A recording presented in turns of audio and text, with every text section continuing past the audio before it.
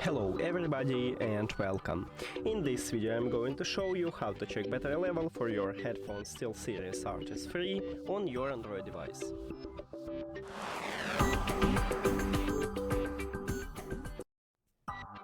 So, on Android we have a few options how to check battery level for the connected device.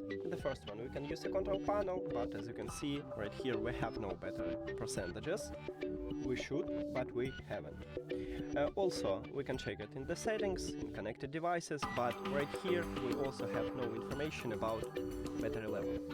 So we need to look at the power button to check the battery level. The power button located at the bottom of the right ear cup, and right here we need to look at this color of the power button. Right now I have green, and the battery level is between 100% and 50%. Now, if it flashes yellow, the battery level is between 49 and 20%. If it flashes red, it means that the battery level is between 19 and 10%.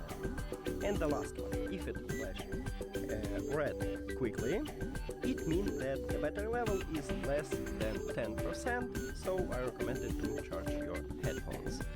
And that's it. Thank you for watching this video. If you found it helpful, please consider subscribing to the channel and put a like on the video. See you later!